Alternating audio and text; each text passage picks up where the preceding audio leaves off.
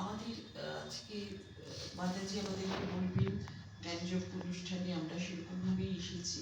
সেখানে আরম্ভ তো কাউকে একটু করে দিতে হয়, সেজন্য আমি একটু করে দিচ্ছি। কেমন? প্রথম কথা বলবো যে এই যে শঙ্করা ট্রাস্ট, আমি জানি না, আমি আমার হলে হতো কি হতো যে এই যে আশা মাত্র বলা হবে এই বই, এই ক্লাসটা করো, এই বইটা কেনো, এটা পড়ো, এগুলো কেন করা হচ্ছে, আমরা আসি একটা অন্য ব্যাপারে, অথচ সবসময় এরকম একটা বলা হয়। এটাতে মানুষ অনেকের মনে একটু ক্ষোভ থাকতেই পারে। কিন্তু আমি একটা কথা বলি, শঙ্করা ট্রাস্টে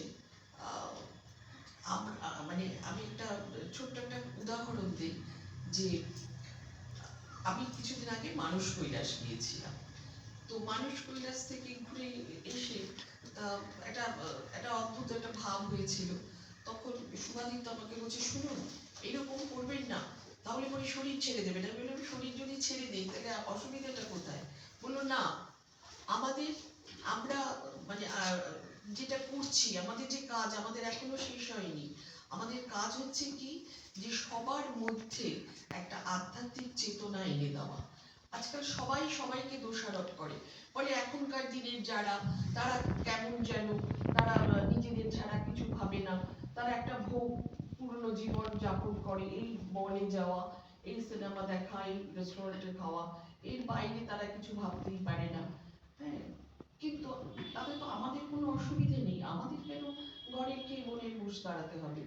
কিন্তু ব্যাপারটা কি, ভগবান স্বয়ং বলেছেন যে যারা এইভাবে জীবন কাটাচ্ছে, যারা আমার কথা চিন্তা করছে না বা নিজেকে জানার চেষ্টা করছে না, কোথা থেকে এলাম, কোথায় যাব, এগুলো নিয়ে যাদের কোনো চিন্তা ভাবনা নেই, তারা অধমাং গতি প্রাপ্ত হয়, তারা ক্রমশ অধম গতিতে প্রাপ্ত হচ্ছে। এই যে আমরা আজকে বেশ মানে সেজে গুজে সব এসেছি, রয়েছে মানে আমাদের, আমরা পূর্ণাঙ্গ একটা মানুষ, বোধ বুদ্ধি আছে, ইন্দ্রিয়রা সবাই সচল, এভাবে আছে। কিন্তু এর পরে যে জন্মটা আসবে, সেই জন্মে যে আমরা এরকমই হব বা এটাই থাকবো, বা আমাদের কোনো অধোগতিতে জন্ম হবে না, অধম জনিতে, যেমন পশু পাখি এসব জনিতে আমাদের জন্ম হবে না, এর গ্যারান্টি আমরা তো কেউ দিতে পারি না, একমাত্র তিনি জানেন যে আমাদের তিনি কোথায় ফেলবেন আমাদের কর্মফল। সেক্ষেত্রে এই যে শঙ্করা ট্রাস্ট একটা আয়োজন করছে, যে বেদান্ত পড়া, গীতা পড়া, এইসবের একটা আয়োজন করছে, তার কারণ হচ্ছে একটাই, যে মানুষকে একটু টেনে তোলা, যে তুমি এই পথে এসো, তাহলে তোমার অন্তত খারাপ হবে না। কেন? এটা ভগবানের প্রতিজ্ঞা, যে আমাকে, যে এইভাবে চাইবে, যেভাবে আসবে, আমি তাকে রক্ষা করব, এটা ভগবানের প্রতিজ্ঞা। হ্যাঁ, সেই জন্য মামেকং শরণাগত কথাটা তিনি বলেছেন, আমাকেই তুমি স্মরণ করো, আমাকে স্মরণ করে চলো, একমাত্র। মানে অহং ত্বং সর্ব পাপেভ্যো মোক্ষয়িষ্যামি মা শুচ, আমি তোমাকে সর্ব পাপ থেকে মুক্ত করব, এ বিষয়ে কোনো সন্দেহ করো না। আমাদের নিজেদের জীবনে আমরা কত রকম কত কি করছি জানি তো, এই যে পা দিয়ে, বা আমার পায়ের তলায় কত পোকা মাকড়, তোমার সংকল্পটা আমি তোমাকে ভালো করব বলে আমি তোমাকে বেশ কয়েকটা থাপ্পড় মারলাম। সেই থাপ্পড় মারাটা তো একজন মানুষকে মারাটা কোনো কাজের কথা না, কিন্তু আমার সংকল্পটা কি, না আমি তোমার ভালো করব, তুমি যে পথে যাচ্ছ খারাপ, এখানে তোমার অমঙ্গল হবে, আমি তোমায় যেতে দেবো না। তাহলে সংকল্প যদি সৎ হয় আর কর্ম যদি ঠিক নাও হয়, তাহলে পরেও সেটা কর্ম। আর যদি সংকল্প অসৎ হয় আর তুমি দেখাচ্ছ যে আমি ভালো কাজ করছি, তাহলে পরে সেটা বিকর্ম হবে।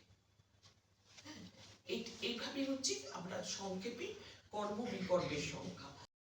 আমি কিছু পারি না, অনেক সময় বয়স হয়ে গেলে রাত জেগে কিন্তু কোনো প্রোগ্রাম দেখা যায় না, কিন্তু অনেক সময় ভালো লাগছে দেখি, পরের দিন বলিস কি শরীর খারাপ, বয়স হয়ে গেছে, পারলাম না, শরীরটা খারাপ করে গেল। যে সন্তানদেরও যে একটা স্পেস আছে আস্তে আস্তে, তারা বড় হচ্ছে, সেটা তারা মানতে পারবে না। নানান রকমভাবে যে সংসার সে আঁকড়ে ধরেছিল, সবসময় বলো আমার সংসার, আমি আমার আমার করতে করতে আমারটা এত মানে দৃঢ়ভাবে মনের মধ্যে বসে যাবে যে সে তখন এই সংসারের মধ্যে। তিনি একটা ব্রত করেছেন যে তিনি সত্যি ছাড়া কখনো মিথ্যে বলবেন। হ্যাঁ, এত সত্যি কথা বলে যে তার নামই হয়ে গেছে সত্যব্রত কৌশিক। তো বেশ সে তার ঘরে ঢুকে গেছে, ঢুকে গিয়ে লুকিয়ে পড়েছে। এর মধ্যে তার পেছন পেছন কতগুলো ডাকাত এসেছে। ডাকাত এসে বলছে যে এখানে কেউ এসছে, সত্যব্রত কৌশিক তো কখনো মিথ্যে বলবেন না। তিনি বললেন হ্যাঁ এসেছে, ওই তো ওখানে আছে। ডাকাতরা এসে তাকে তার সব কেড়ে কুড়ে তাকে মেরে রেখে গেল। এটা কিন্তু পর্ব হলো না, এটা বিপর্ব। কাটা গাছের উপরে, কাটা গাছের সে বিদ্ধ হয়ে অনেক কষ্টে সে তার প্রাণটা যায়। সেই পাপটা তুমি পাচ্ছ। আচ্ছা, আমরা এরকম পাপ করি, কিন্তু সেটার থেকে মুক্তি পাওয়ার উপায়টা কি? তা মশাটাকে কি মারবো না, খেতে দেবো আমাকে, আমার তো অসুবিধে হচ্ছে। এগুলো আমাকে করতেই হবে ব্যবহারিক জীবনে। এগুলো যখন আমাকে ব্যবহারিক জীবনে করতে হবে, এর থেকে মুক্তি পাওয়ারও রাস্তা রয়েছে। একে একে একে পূরণ। তা আপনি যেটা শাস্ত্র পাঠ করলেন সেটা স্মরণ মনন করতে করতেও কিন্তু আস্তে আস্তে কি হবে, ওই ছড়ানো মনটা এক জায়গায় চলে আসবে। স্তোত্র পাঠ করলেন, বেদে আছে স্তোত্র আছে, বৈদিক স্তোত্র, তা করলেন, পাঠ করলেন, ভালো বই পড়লেন, এই করে করে মনটাকে আর ওই ইয়েতে নয় যে দুধ জাল দেওয়া হলো না, মাছ কাটা হলো না, মাছের ঝোল হলো না, কি মাছ এলো, আর এইসব দিকে আর আমাদের মন নয়। মনটা মানে বানপ্রস্থে এইভাবে মনটাকে তৈরি করতে হবে। তারপরে আস্তে আস্তে মনটা তৈরি না হলে কিন্তু সন্ন্যাসটা নিয়ে কোনো লাভ হবে না। মা রাবানী মা এটা খুব ভালো কথা বলেছেন যে মনটাই আসল। আমি সন্ন্যাস নিলাম অথচ আমার মনের মধ্যে নানান রকম ক্ষোভ রইল, সেটা বরং আরো উল্টে কি হয়, মানসিক বিকারের হয়, আর আমাকে খিটখিটে করে দেবে। তো আমি তো গার্হস্থ্যতে আমি অনেক কিছু দেখেছি, অনেক নেগেটিভ জিনিস আমাকে দেখতে হয়েছে।